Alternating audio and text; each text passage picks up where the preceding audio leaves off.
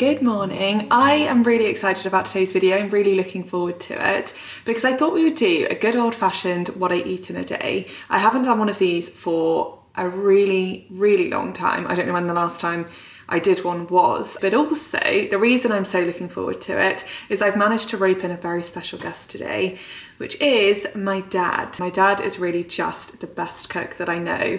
All of my recipes are probably in some way inspired by something that my dad has cooked for us growing up, or a recipe that he's taught me or shown me. Whenever I'm cooking, I'm always on the phone to dad saying, you know, what should I put in this, or what have I done wrong, or how do I make this better? And my sister does the same. If you look on our family chat, the amount of times I actually go back onto WhatsApp and I search in things like lentil soup or tomato soup or pasta sauce or whatever, because one of us has always asked my dad on there for the recipe for something that he's made. Growing up, I now realise that my sister and I were so fortunate that my dad would always make everything homemade from scratch. Every single dinner when we got home from school would be something that my dad had cooked that day.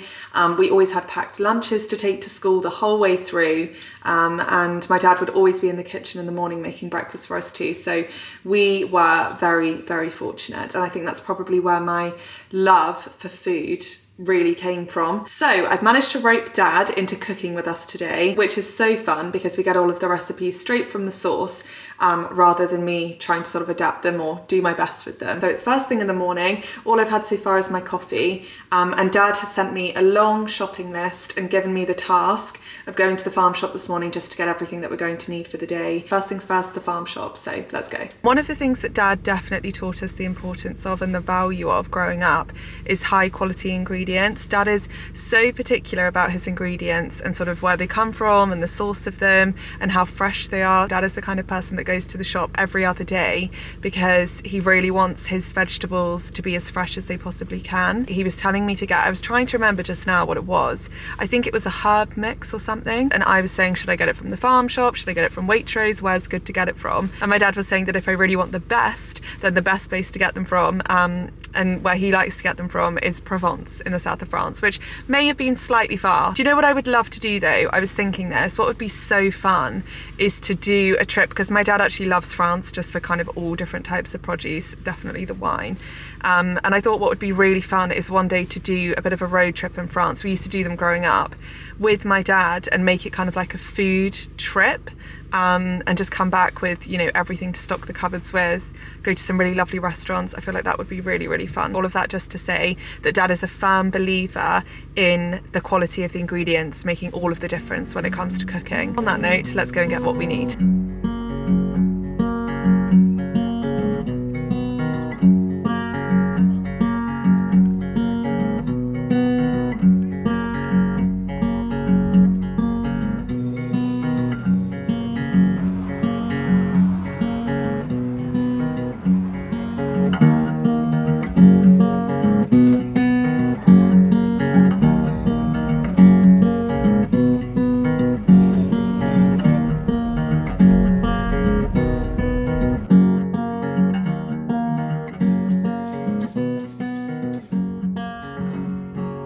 Okay, dad's here. We're making breakfast, we're doing pancakes. This was a weekend staple growing up. Dad loves to make the sort of more American style pancakes, the really big, fluffy, chunky pancakes. We're making banana and blueberry this morning. This recipe is so simple, it never fails us, and it's always a crowd pleaser, so let's make them.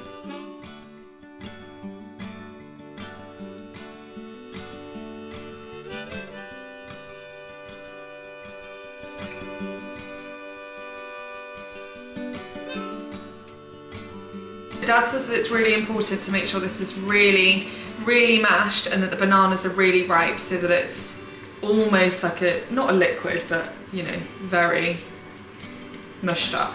They need to be really ripe because then you don't have to add any sugar. All of the sweetness comes from the banana. To add the flour, a bit at a time.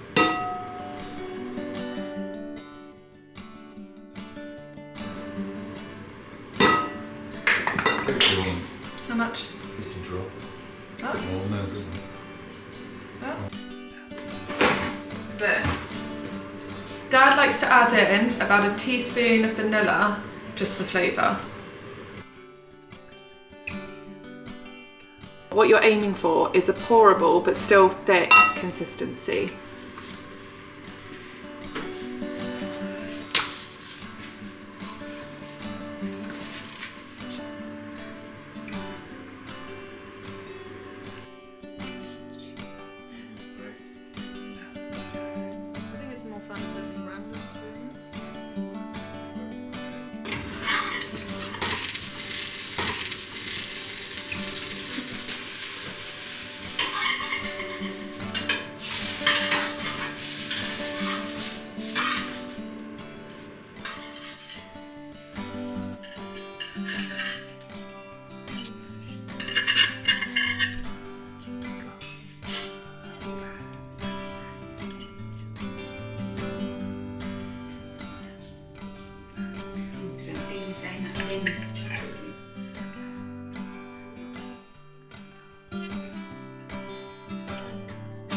They look so good.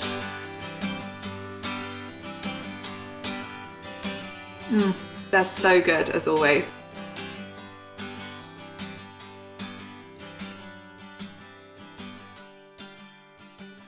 Before we make lunch, I thought I'd quickly show you everything that I got this morning. So we've got blueberries and bananas for the pancakes this morning. I picked up a fresh loaf of seeded sourdough.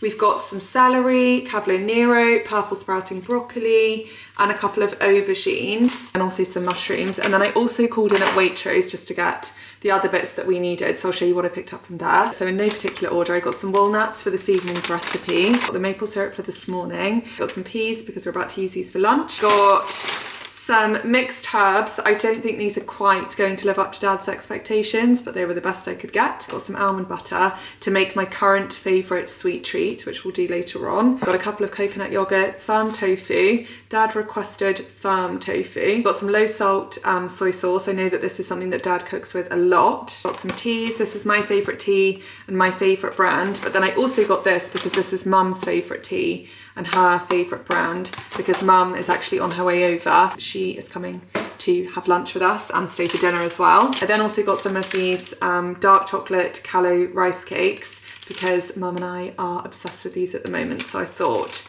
tea and a chocolate rice cake for us. Green and Black's dark chocolate. Finally, I just bought a ton of these Plenish soya milks. This is my favourite milk to have in tea. I think this is a really good tea milk, if that makes sense. That's everything that I got this morning. So let's go and find out from Dad what the plan is for lunch. Hi! Hi, big girl! Hello!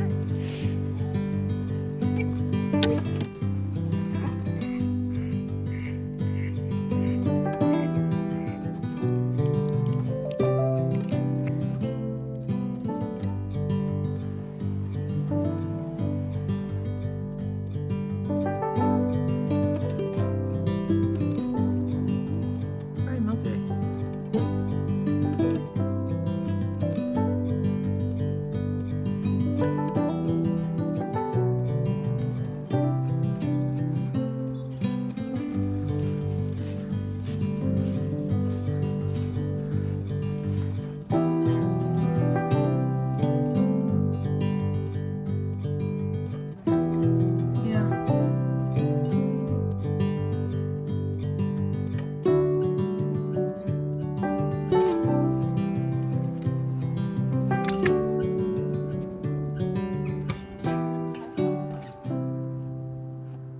Okay, for lunch we're doing another family favourite, a greens soup.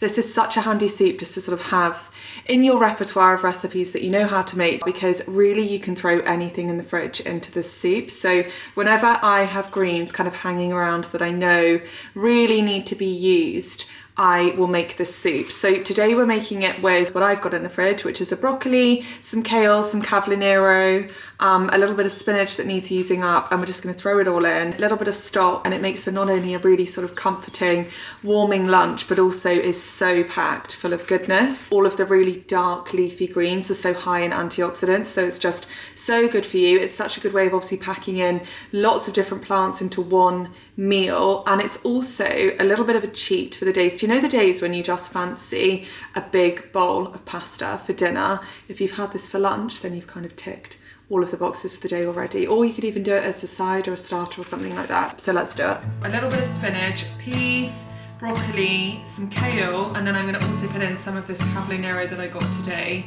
And then Dad says we just need garlic and a stock cube, and I think that's it.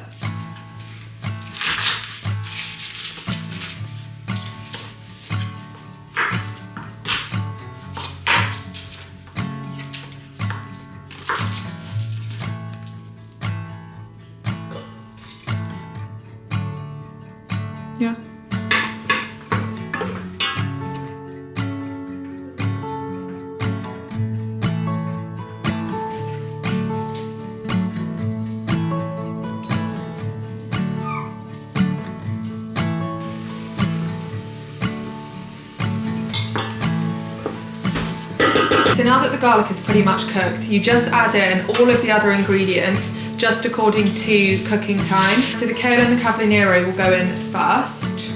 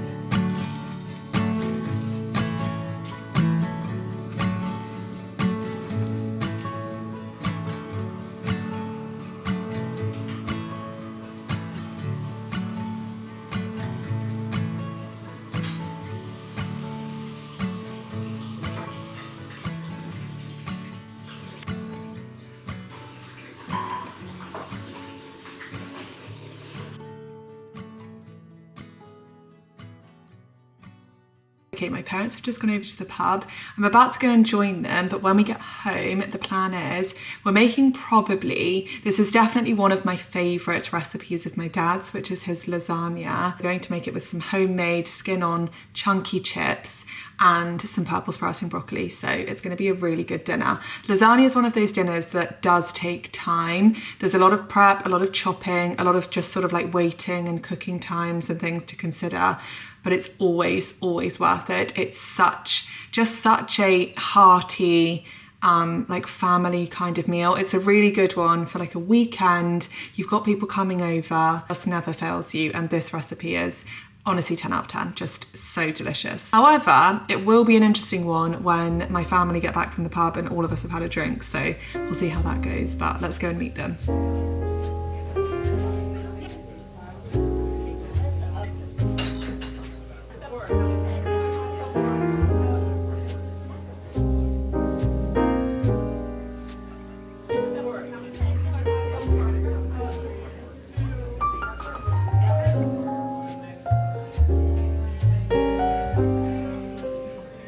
The first thing that we need to do is we need to make the kind of vegetable ragu that goes in the lasagna. So I think this is most of the ingredients minus the seasoning. We've got mushrooms chopped up really small, tofu that we're going to crumble in, onions chopped up, celery, garlic, fresh rosemary, and then this is aubergine that we're going to roast in the oven.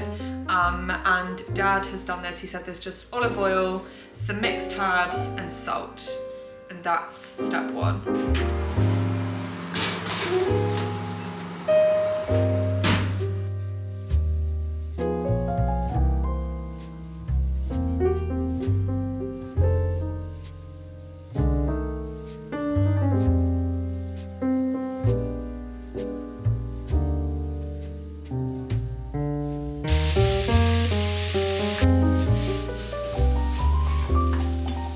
So you can see this is starting to get a bit of colour to it, and when that's done, I will put it to one side in a bowl.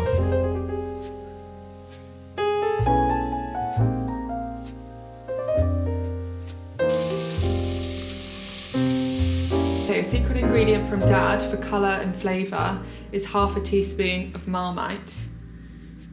This is the beginning of the white sauce for the lasagna. Dad said the most important thing is to do equal parts fat and flour. So we've used olive oil and flour, obviously, and then it should make this kind of consistency. And then all you need to do is, in the pan you add milk very slowly to it, which we're going to do now, so I'll show you.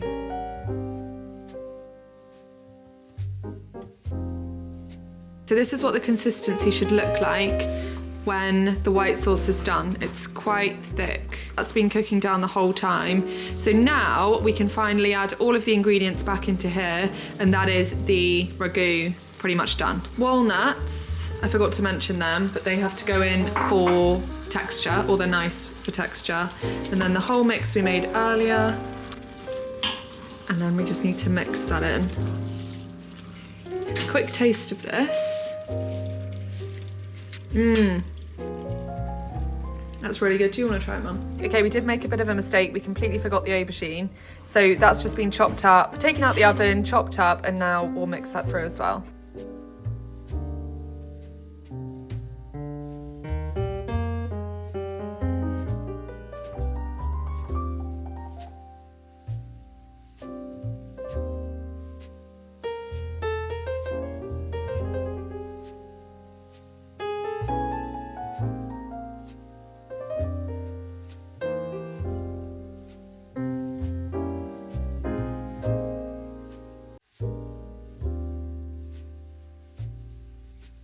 So this is now ready for the oven.